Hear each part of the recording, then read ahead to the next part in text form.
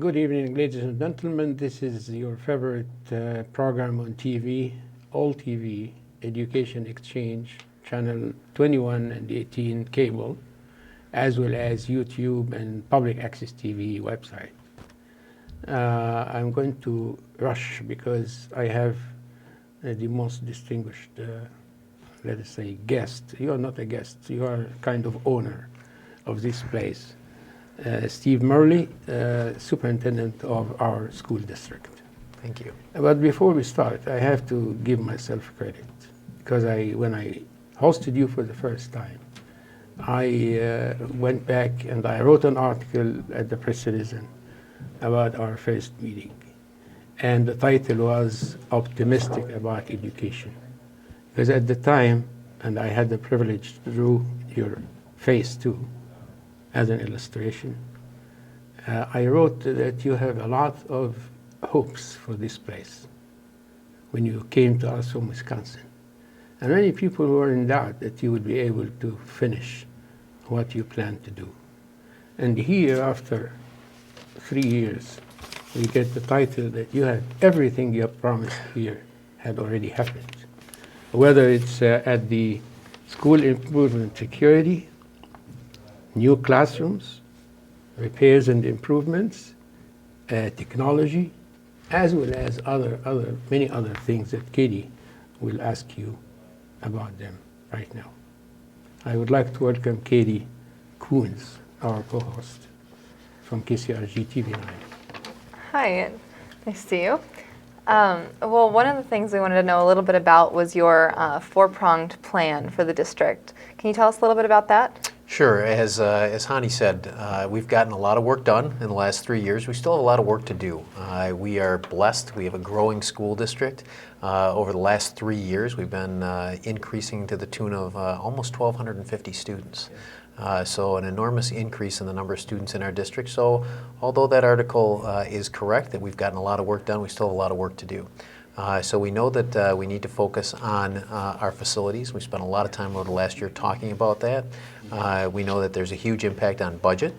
And we also know that that is going to have a pretty significant impact for us on student assignment, where our students go to school. We've got quite a bit of overcrowding right now.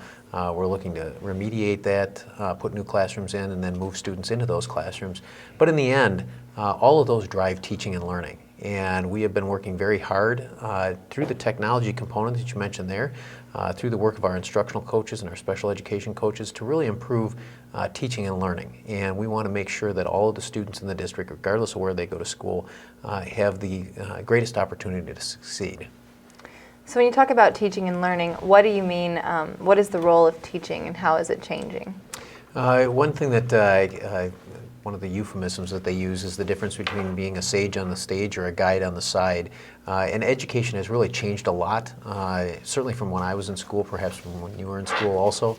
But the idea that the teacher is the owner of the knowledge and disseminator of all the knowledge, and the students are empty vessels there to fill, has really transitioned, and that transition is accelerating. We're seeing more opportunities for students to guide their own learning. We talked about the technology piece. One of the primary components of that are interactive whiteboards, smart boards in our district. And one of the key components of a smart board, and the difference between that, for instance, and a whiteboard or a chalkboard, is that it requires the teacher and the student to both be active at the front of the classroom, both working to construct knowledge in the classroom. And that certainly is changing the way that teachers teach and that students learn. So when you say that students can guide their own learning, what are some of the roles for peer leadership? We have a lot of opportunities to work on 21st century learning skills, two of those being communication and collaboration. We recognize that when we talk to businesses in the community and we ask them, what is it that you want our students to know and be able to do when they come out of school, when they finish college and come back to work, most of them will talk to some degree about that discrete knowledge that they need in whatever career they've chosen, but they talk a lot about their ability to interact on teams, to work together collaboratively, to communicate effectively, both written and orally. So we've spent a lot of time working on that in our classrooms now. You see our students presenting a lot. And so from a peer leadership, peer collaboration standpoint, our teachers frequently have our students teaching their peers in the classroom as they work on those collaboration and communication skills. Katie was asking you about the technology and its role in the new classrooms.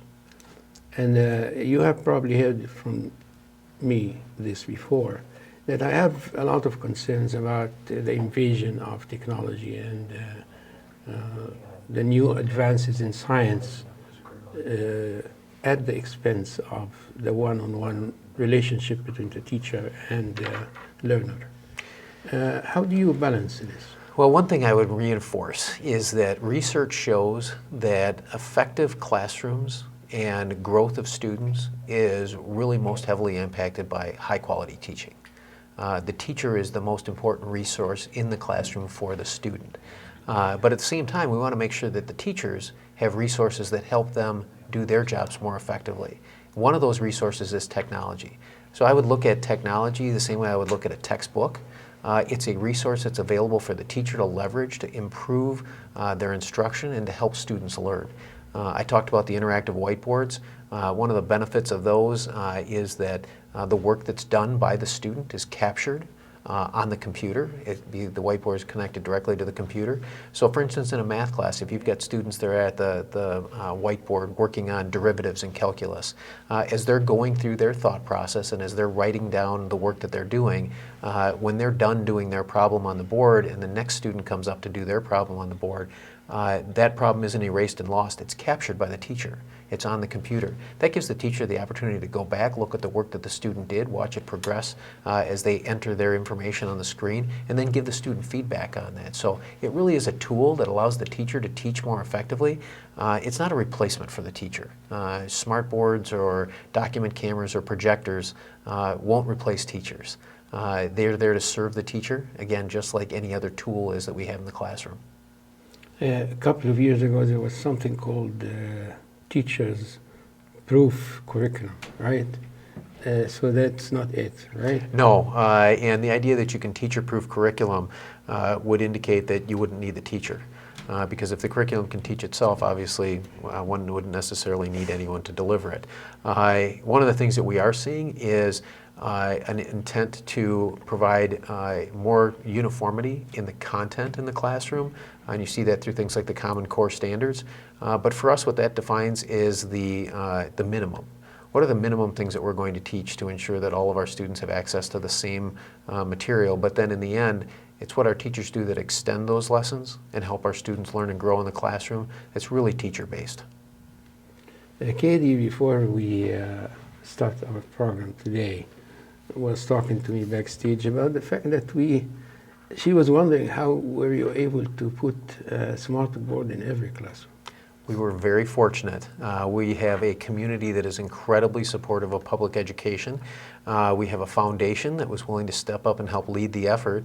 And so collectively, through the generosity of our community and the support of our foundation, we raised over $1.5 million in under a year. And that allowed us to equip every classroom in the district with those three tools: the interactive whiteboard, the document camera, and a multimedia projector. And so that really is, again, based on the people who live in our district and their willingness to step up and support public education. So do you know how many classrooms there are that are equipped? I would have a number for you, but I know it's changed because we've added a substantial number of students this year and are in the process of converting other spaces into learning spaces, and so I don't have a final number for you on those classrooms. We have over 13,000 students in the district this year, and again, we've grown almost 1,250 students in the last 3 years. So the work that was done was actually designed not only to help us equip the classrooms that were in place at the time, but also ensure that new classrooms also have that technology. Wow. That's impressive. What's your administration considering in terms of programming alternatives? One of the things that's coming down the road, which will be open in about a year, the groundbreaking is actually October 11th, if people are looking for things to do at 4 o'clock on that Friday afternoon. The regional high school on the University of Iowa campus is opening up in the fall of 15. It's a unique collaborative effort, one of a kind in the country. It is land on the University of Iowa Research Campus, a facility built by Kirkwood Community College and then staffed collectively and collaboratively by area school districts, the community college, and the university. And it will offer students a really dynamic learning opportunity in terms of programs that we can't currently offer on our campus, things that classrooms are either too expensive or require too much space for us to offer on our crowded campuses, and it'll afford students the opportunity to take those classes right here in town. Is this for high school students? It is for high school students, designed primarily for juniors and seniors. One example I like to give people is we've got a very robust Project Lead the Way pre-engineering program in place. However, once you get to the upper end elective courses, some of those courses have very expensive labs to set up, wet labs in biotech and biology-oriented Project Lead the Way engineering courses. And it's very hard for us to set those up when they're buildings or rooms that are only used once a day. But through the collaboration with other area high schools and through the community college, they can build these labs, which are used by multiple students during the day, but then also used by our residents who are attending Kirkwood Community College in the evening. So it's a really good collaborative use of community resources to provide opportunities for our high school students, but also for our community college population. So is this along the same lines as the STEM or STEAM programs? Yes, it would be right in alignment with that. Project Lead the Way as a pre-engineering program is really designed to help students get a practical hands-on understanding of engineering, math, and science, and to do that in a technology structure. And the students can start as early as freshmen and work right through the senior year, but that is directly integrated to the Governor's STEM initiative. So it sounds like you got most of them right: engineering, mathematics, science, and technology. Yep. A little out of order, but that's the STEM. One thing that we talked about last week was the A added in, Yes. the arts. And one way to think about that is if you think about the work that's done, for instance, in that Project Lead the Way class, they do a lot of work that requires creativity, and you would consider that to be that right-brained artistic component. And so I think that's why you hear a lot more about STEAM now than you used to, because the idea is that if you're going to practice in the field of architecture, if you're going to practice in the field of civil engineering, it's not just the math, it's not just the metallurgical science or whatever it is that you're doing as part of that project, but it's also your ability to envision and to think creatively and to think artistically. So it's very difficult to do many of those careers successfully without having that aesthetic experience. And so while we haven't defined it as STEAM in our district at this point in time, we have had a lot of discussion about the role that the arts play in those particular hard sciences. And we are really blessed in the Iowa City Community School District to have great support for the arts.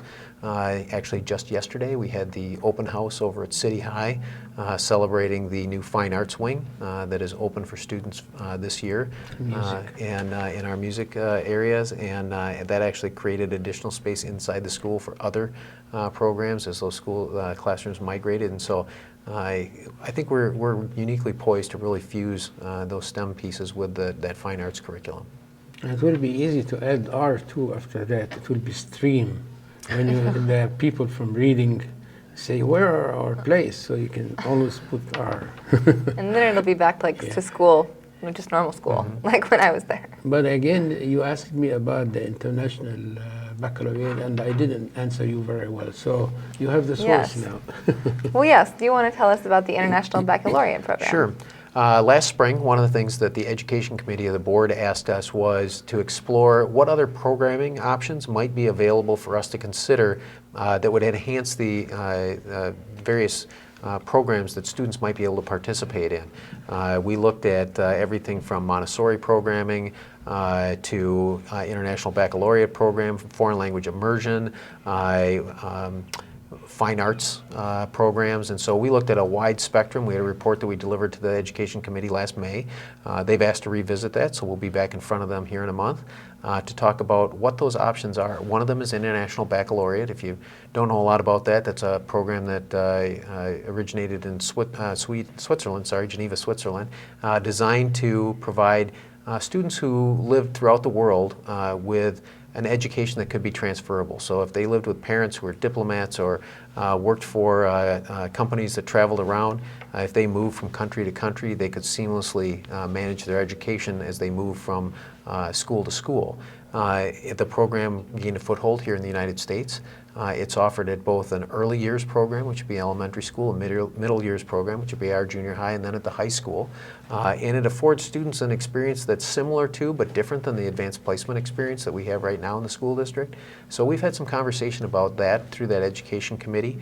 We've also had some teachers and administrators who've gone to international baccalaureate schools to see what they're doing there and how it works and whether or not we might have an interest in exploring a program like that here in Iowa City. Do we have a need for something like that? Are there a lot of students that move around? I don't think we look at it from the standpoint of the students moving around as far as we look at it in terms of the rigor and the challenge of the curriculum. One of the things that IB does provide is an international recognition. If you talk to folks who spent time on the East Coast or the West Coast, it's a little more prevalent there than it is here in the Midwest. Universities, especially our East Coast and West Coast universities, recognize the rigor of the program and have incorporated the same level of acceptance for IB classes as they have for AP classes. And so I think what it does is it provides students with a different alternative as they look at how to challenge themselves as they're moving through the school system. So for the advanced placement classes, are they, those are test-based? You have to take the test to get a high enough score. Is that what the IB programs are like IB as well? also has an assessment, and it's not unlike AP in the sense that you sit for your exams at the end of the year. If you actually have a full IB program in which students are graduating with an IB diploma, there are also additional requirements for service. You have to do a final project, not unlike a thesis that might be written by a student in college. So there's a little bit more to it, but just like AP, you can take individual classes without actually being a full IB diploma candidate. Does it cost extra money like the AP courses did? There is a cost to the school district. We have to get the teachers trained in it, and we have to maintain that training on a year-over-year basis. There's ongoing professional development that's required of the teachers, and there also are exam fees that go along with that. So there are a lot of parallels to AP that way. I remember when I was in high school, we had a dual credit system where you could take credits through the college, or in my hometown, it was Iowa Western Community College. Are there programs like that? Because that did not cost any money. There are. We have quite a few of those. And actually, the Kirkwood Community College option that's going to be off campus that I mentioned is actually an outgrowth of programs that we have on campus right now. We run academies through Kirkwood Community College that are right on site. So we have a lot of students that are taking classes at the high schools, either at City High or at West High, that are earning credits through Kirkwood Community College. We also have a very strong post-secondary education option, which allows our students to take classes at the University of Iowa. So we do have students that come right down on campus and take classes here. So again, one of the things that we recognize that's important for our students, that we really look at community or school engagement and how they're engaged in the education that's taking place and the community resources that are available to us.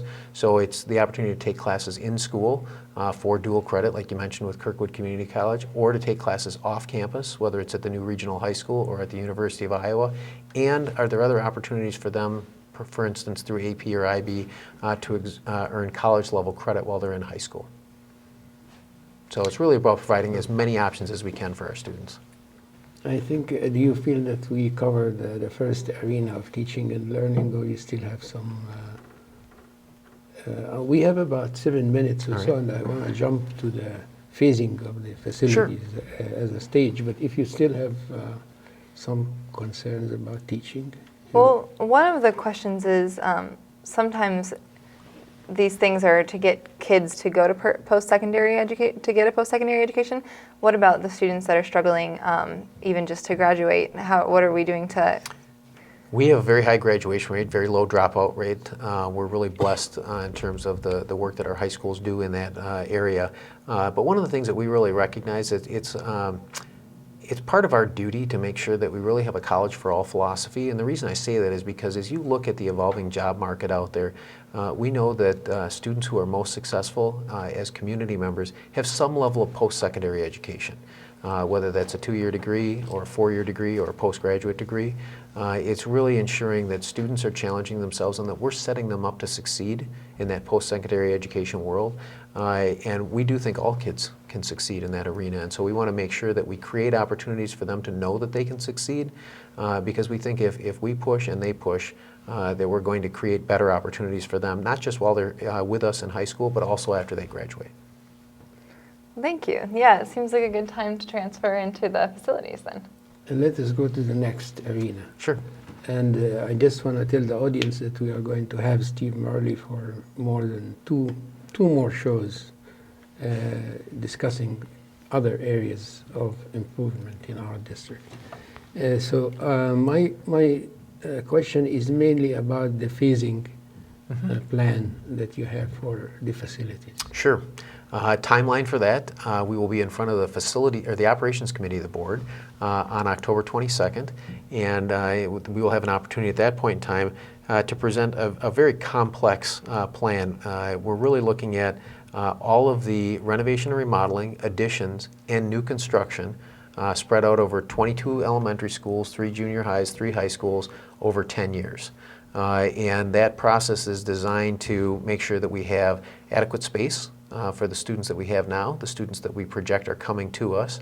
It's to ensure that we have the funds available to both do that renovation and remodeling and then addition, and also build those new schools and then operate them when they open, and to do it in such a way that it provides the least amount of disruption to the students that are already in the system and the families that live here in Iowa City. So it's a very large undertaking, very complex. We've been working on it for months now.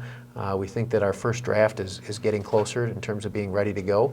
I had a meeting with Hoover staff today. I've met with parents at schools. We're getting some input from feedback from them as we look at some of the pieces in there that probably have the greatest concern for the general public, and we hope that when we get in front of the board committee there on the 22nd of October that we've answered a lot of those questions. We do recognize we'll have some additional questions from the board, and we'll have some time then to go back and refine that and bring them back to the full board then for consideration in November. I had this nightmare of the fact that you have at least two new board members. Yes. New board members. Do you have to reinvent the wheel now and start again and try to explain whoever you are? How do you maintain the continuity? We are very fortunate here in Iowa City that our board candidates were very involved with the school board prior to the election. Okay. Both of the gentlemen that were elected to the board were actually very active as we went through the community engagement process last spring.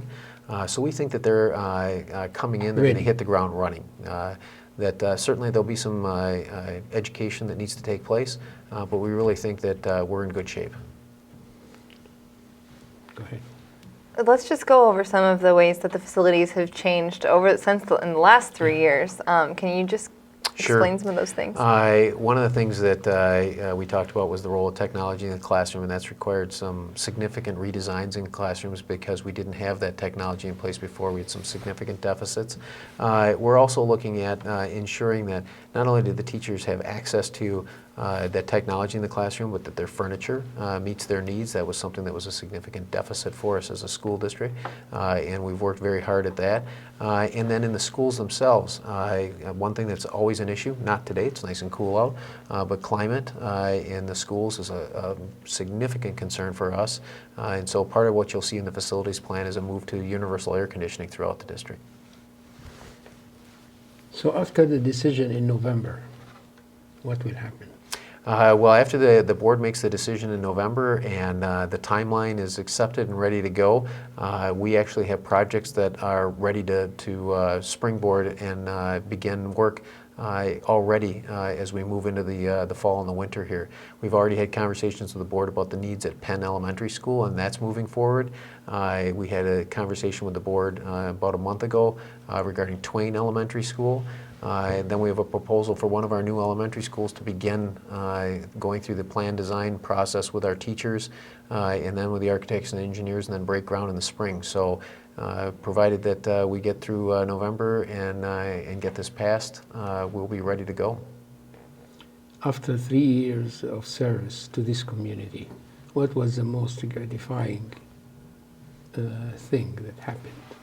I think when we look at all the work that we've done, and I know I share this same analogy with people all the time, I get a lot of feedback from people in the community, I get feedback from people at work, but some of the most important feedback I get takes place at home over the dinner table. I've got 2 kids in the school district, and one of them is in high school now, one in elementary school, and the feedback that I get from them about the quality of the education that they're receiving, the things that I see them doing, the work product as students, it really helps me understand what's taking place in our classroom. More importantly, it really helps me understand just what high quality staff we have in the district, and that's what really drives our education. Education is about people and relationships, and we're just really blessed to have continued to maintain a very high quality staff, and it really shows in the education that our kids receive. And so that's one of the things that's most meaningful to me and that I'm most proud of in terms of being a part of that team.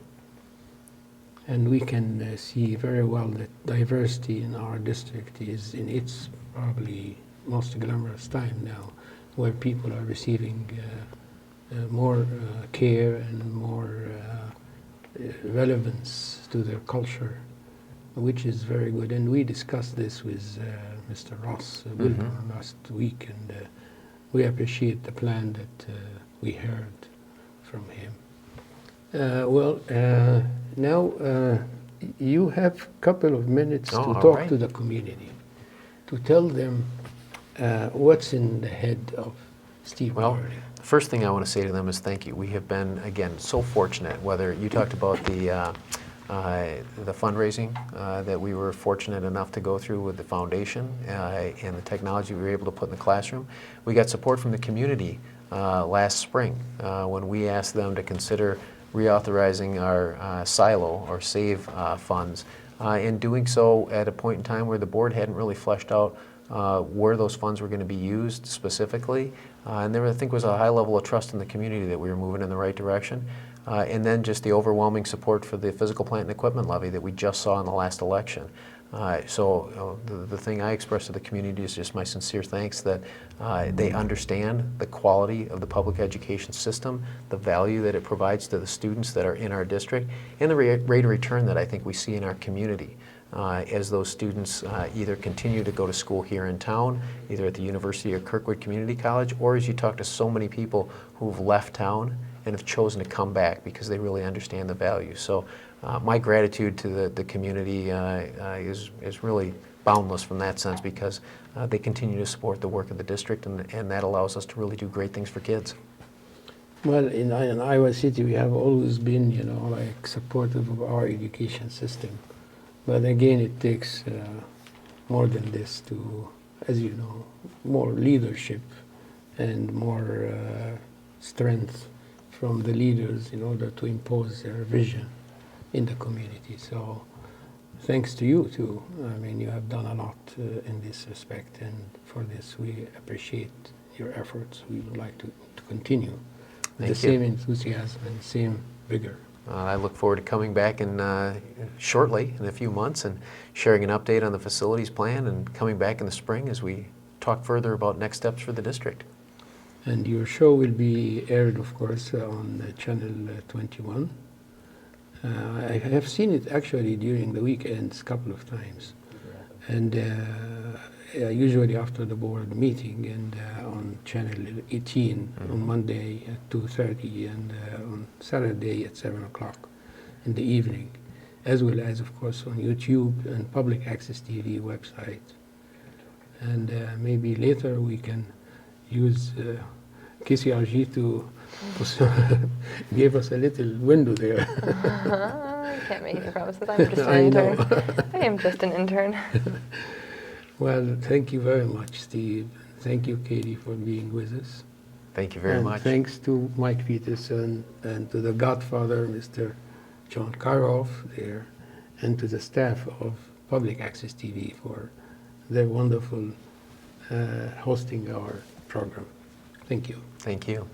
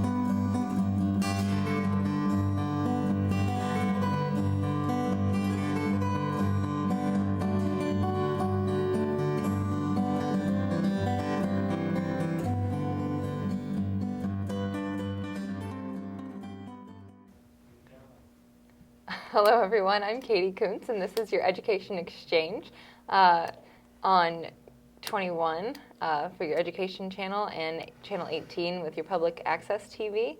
We are here with Dr. Craig Hansel again. He is the Chief Financial Officer for the Iowa City Community School District. Hello, Dr. Hansel. Good evening. And how are you doing? Doing well. Thank you for having me as a guest. Well, one of the things that we want to just sort of explain is, what does the Chief Financial Officer do for a community school district? Sure. Well, I've been privileged to hold this position in the Iowa City Schools now for a year. I started on July 1st of 2012. It's been just a huge year for us, and a lot of things have transpired. But last year, when I was on this show, we were talking about the revenue purpose statement, and when that went to a vote in February, the community supported that revenue purpose statement, and we've been able to put together a terrific 10-year facility plan that will be funded by the sales tax that's coming in for that. And so that was one of my biggest jobs this last year, was to be a part of that educational process and to be a part of that whole facility planning. And now we're moving into the implementation stage. And one of my biggest challenges this coming year is how to put all the funding together, because they're separate funding streams, but how to put all the funding together for that long-range facility plan. And so that's really what I'm working on right now. Of course, budget, 81% of our budget is in the form of personnel costs, and so we have to track that very carefully and provide those services, of course, to our students, et cetera. And so that's really what I do in my office. And then this time of year, we do a lot of annual reports, all of our required reporting to the state and the federal and so forth. So the summer is busy with audit and all those kind of things that come out of our office. So we keep ourselves busy. And you talked about the facilities. Mm-hmm. Are you going to be involved in the board meeting in the next couple weeks? Sure. Of course, coming up tomorrow is our organizational meeting, where we actually seat two new board members that were elected in this last election cycle, and I'll be presiding over that portion of the meeting as board secretary.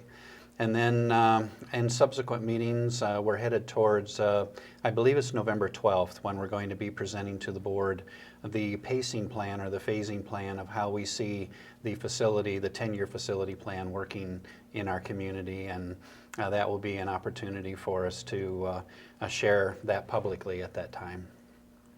And one of the things we want to talk to you about today are just ways to dispel some of the common myths about school finance. Oh, sure. Well, one of the first myths that we came up with was that cities, counties, and schools all work together under the same legal authority. See, that's a pretty big myth. And I'll tell you why. School districts in the state of Iowa work under what's called Dillon's Rule, and it stems from Forrest Dillon, who was appointed to the 8th Circuit Judicial District, and I believe it was 1872 or 1873. And Forrest Dillon, at that time, he took the position that school districts and municipalities in general, but school districts in the state of Iowa, that could only do what was expressly permitted or implied in state law. Whereas, on the other hand, the counties and cities work under a concept called home rule, which basically says that they can do anything that's not prohibited in law. So, as a comparison, school districts under Dillon's Rule, if I open up a law book and I have an idea that I want to implement, and I'm turning through the pages and I can't find where that law specifically says I can do that, then it's prohibited for me, okay, as a school district.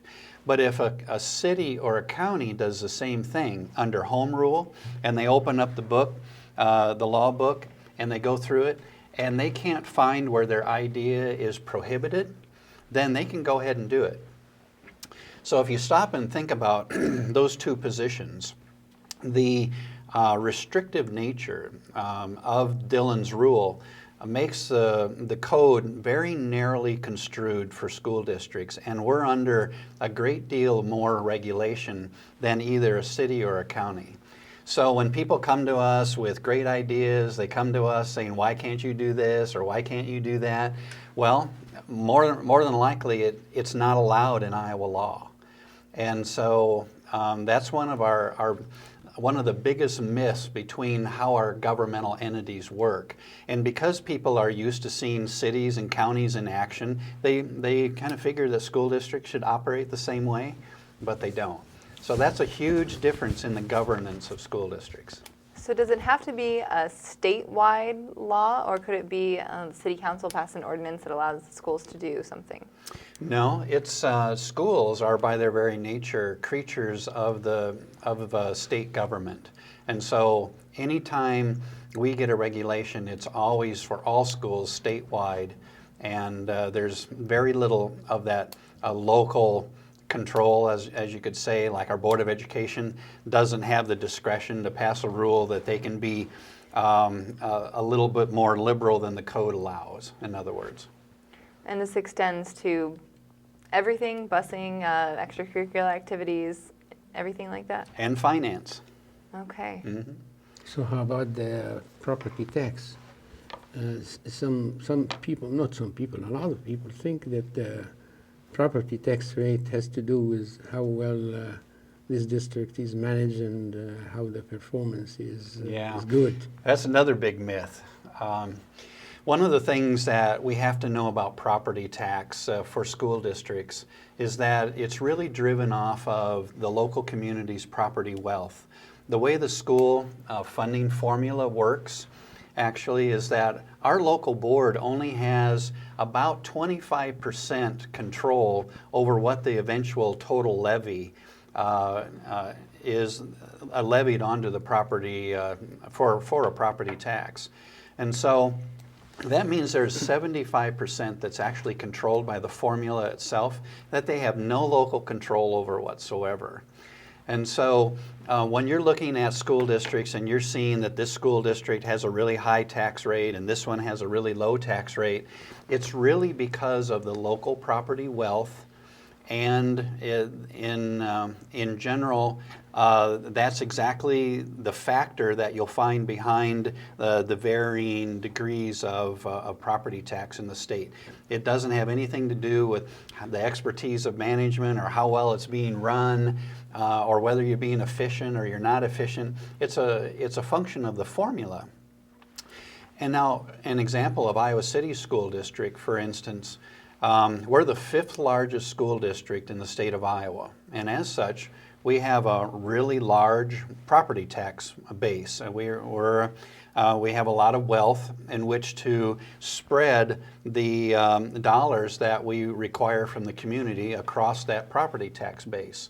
And so right now, our total levy rate per thousand is $13.67, which is a full $2 lower than the state average for the top 25 school districts in the state. Because we're so fortunate as to have a really high and robust property tax base. And so that's primarily all formula driven. Now there's one extenuating circumstance, and that is a bond debt.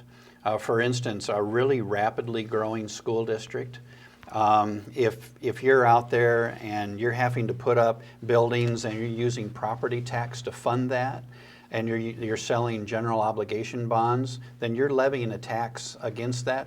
You can actually add $4.05 maximum to your levy for the purpose of satisfying that debt.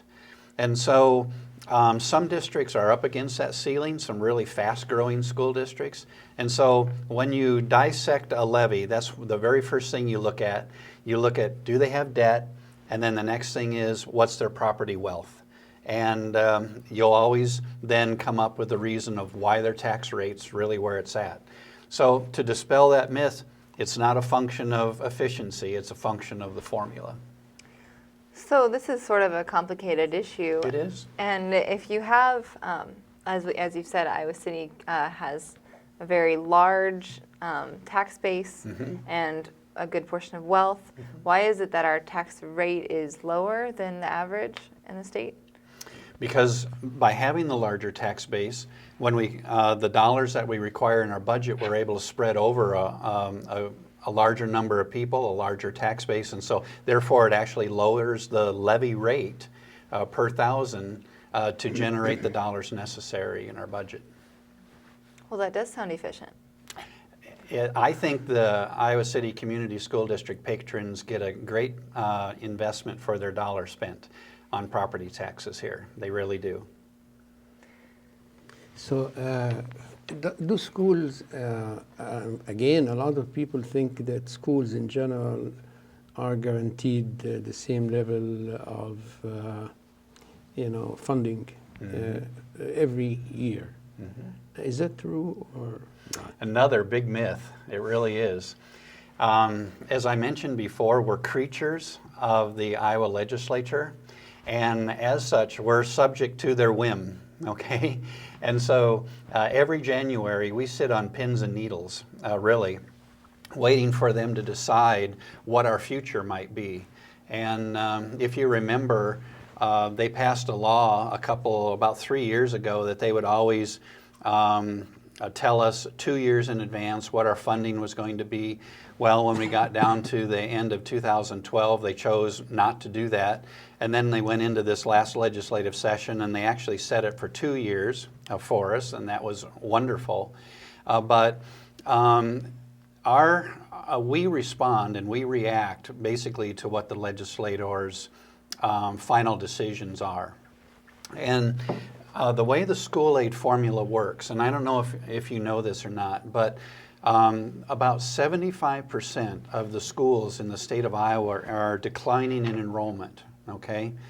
And as such, the way the school aid formula works is that even though the legislators provide what's called allowable growth or supplemental state aid or additional state aid, even though they provide that, the decline of their enrollment in the formula actually reduces the number of resources they have from one year to the next. So they don't get any budget growth. So when they're giving raises, then they have to actually cut their budget to accomplish the raises because they're getting no budget growth. Now for school districts like Iowa City that are actually growing in enrollment, we do get some additional money in our budget, okay? But every year the funding's different, and every year we have to react to it. So to say that we get consistent funding or the same funding from year to year is truly a myth. So how do you plan for a 10-year Yeah. for 10-year goals? How do you plan to update all your facilities then? It's virtually impossible. Really it is. It's very, very difficult when the legislators only give you a year in advance, and you don't know what your revenue is going to be after that. It's virtually impossible to plan even out 3 years, 5 years, let alone 10 years. But there is a 10-year plan for the Iowa City Community School District, is that? Well, there's a 10-year facility plan. There's not a 10-year operational budget plan. We project that out 5 years, but like I said, there's a lot of guessing that goes on in year 2, 3, 4 of that 5-year plan because we're just guessing at what the legislators are going to do. We're guessing at what our student growth is going to do, and all of those things magnify themselves through the assumptions in that projection. And this situation is kind of the situation. It will never change, right? Not unless they legislatively decide to change how the timing of when we do the budget and those kind of things all happen. But yeah, we work all under the same rules. Every school district's in the same boat. And this is all over the United States or local? No, Iowa's unique in that we have our own budget rules, our own budget timeline. Many of the states in the United States have their school districts actually under the city budget. And in Iowa, it's a separate school aid formula outside of any other municipal budget. And so it has its own rules, its own timing, et cetera. So is that independent of property taxes then? No, that's what drives the majority of our property taxes, is the general fund and our school aid formula. It's all based on numbers of students we have and then what the state tells us that we have for dollars to spend per pupil each year. So if the state decided to cut the budget, could you supplement that by increasing property taxes, or? That's another myth. Okay. That we want to dispel tonight, and that is people have come to us and say, well, why can't we just raise the property taxes to fund more of the budget? Okay, well, in Iowa, and this is one of the things that's very unique to Iowa, I think there's only 5 states in the nation that have this concept, but under the Iowa formula, when we go through the dollars that we're going to have for our pupils, it actually generates what we call a ceiling, okay? And that ceiling is very set, and we can't add on to the top of that. A lot of states around the country, their school aid formula generates a floor. And then locally, based on the local wealth of the community, they can put blocks on top of that and actually increase the amount of money they have to spend per pupil. But that's not how Iowa works. Our formula creates a ceiling, so whether you live in southern Tier County or whether you live in Des Moines or around Des Moines where there seems to be a lot of property wealth and a lot of children and a lot of growth, each one of those school districts gets the same amount of dollars to spend on their students. And I believe Iowa is only one of 5 formulas, school aid formulas in the country that haven't been challenged as far as equity, because it works. It provides an equitable education for every child in the state of Iowa because of developing that ceiling. So when people come to us and say, well, just raise some more taxes, we can't. It's not physically possible for us to do that under the current school aid formula and the laws that we have to work under. So we're set by what the formula gives us. And that's to create a more equitable environment for all Iowans across the state. That's correct. Regardless of where you live, your child gets the same amount of money to be educated for school in the state. And does that cap change from year to year? The legislators can change it, and they do. Usually they adjust it up by a percentage or 2 each year. By what they can afford. Yes, exactly. So talk to me a little bit about the surplus funds and the possibility of transferring those surplus funds from one funding category to another. Yeah, that's is there limitations or regulations that control this particular? That's one of our biggest questions that we get all the time, and one of the largest myths that I would really like the public to know about tonight. And you kind of alluded to it earlier when you said... Yeah, she has an economics background, that's why she's... But Katie, you alluded to it earlier when you said, well, you have this money for a facility plan, you know, and yet we were talking about general fund at the time that we were having that discussion. And so one of the things that I really want to get across is that in Iowa school finance, there's what I call a lot of categorical funding streams, okay? And we get money for this purpose, and we get money for this purpose, and we get money for this purpose. And you can't transfer money from these buckets into other buckets, okay? So, for instance, let me give you an example. In our recent discussion on the revenue purpose statement, we were talking about sales tax, right? Right. And that 1 cent sales tax that comes into us. Well, we receive that 1 cent sales tax and we put it over here in this bucket. But over here in the general fund where we're hiring all of our teachers and we deliver our instructional program, et cetera, that doesn't get a penny of sales tax, okay? They're completely separate and have to be spent for separate purposes. The 1 cent over here can be spent for building buildings and renovating buildings, but you can't buy a teacher, or you can't buy a para, you can't buy an administrator, you can't buy a staff member out of the sales tax dollars, okay? But you can out of the general fund. And so we have a lot of these types of categorical funds. And so one of the things that's really, really frustrating for parents, I know, because I've heard this over and over and over, is that they see us out here and we're renovating buildings and we're putting a new roof on over here. We're fixing a sidewalk, we're improving a parking lot, we're doing all these things to the facility, and yet they're sitting with a class size that they feel is a little larger than it should be.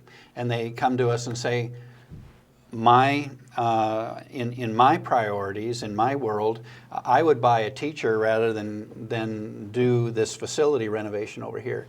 And one of the biggest things that we have to try and communicate is that even if we wanted to, and even if we wanted to prioritize it, we couldn't spend the sales tax dollars for that teacher.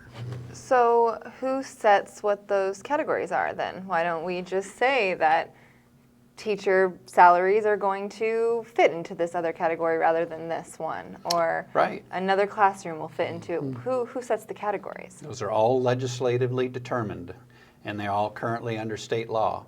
If the legislators were to get together and make a decision that they wanted to change and include a particular expenditure category in a different pot of money, then we could do that. We could absolutely do that. But now we can't. Under the current rules, those are the restrictions we have. So rather than calling you, we should call our state representatives? Is That what would you're saying? probably work out really well, yeah. But see, this is really important because we're going into a phase where we're going to be touching a lot of our buildings. We're going to be building new buildings.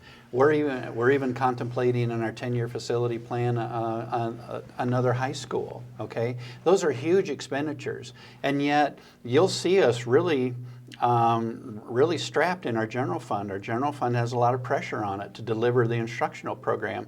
But we can't use these dollars over here to supplement over here. And that was one of the biggest myths that I wanted to really dispel tonight, is that you can't transfer in between. They're set by law what you can spend on each one.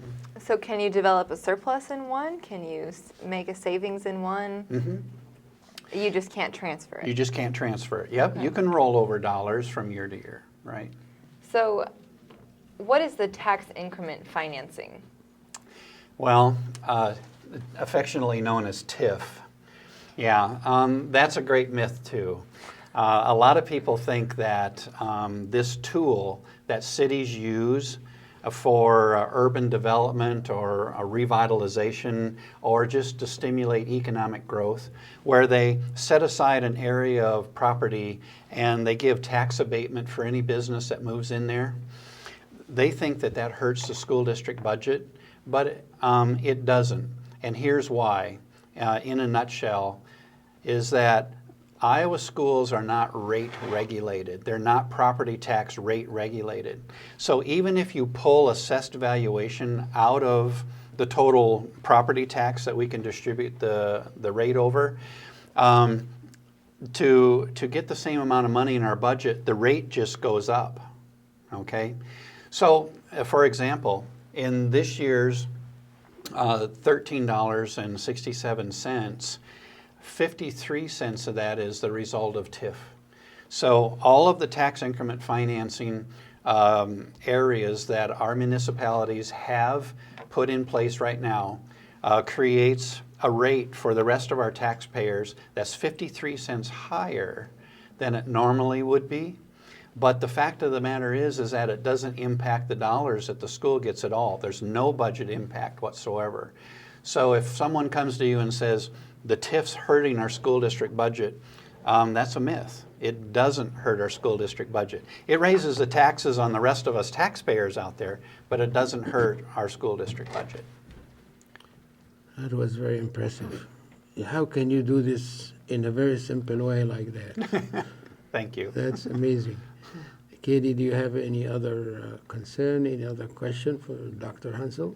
Well, I do. One thing that I've been thinking about is with this cap, how is it that the Iowa City Community School Districts have so many more resources and better equipment, better technology than I'm thinking of my school that I went to, and we definitely don't have smart boards in every classroom, and there's not working security cameras at every door, and this meant, you mentioned the equality. How is there that difference then? Well, you just mentioned two expenditure categories that are appropriate expenditures under our sales tax dollars.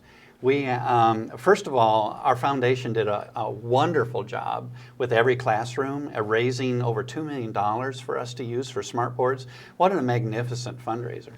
But also, we can use sales tax dollars to pay for security systems and smart boards.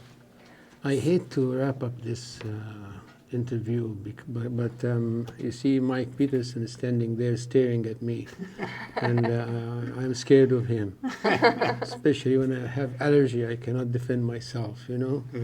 So I just want to tell our audience, thank you very much for watching. Thank you, Katie, for donating your time to help us every week now. And thanks to Dr. Hansel, always for a wonderful dialogue and discourse. That we understand a lot of ambiguous things through this kind of conversation.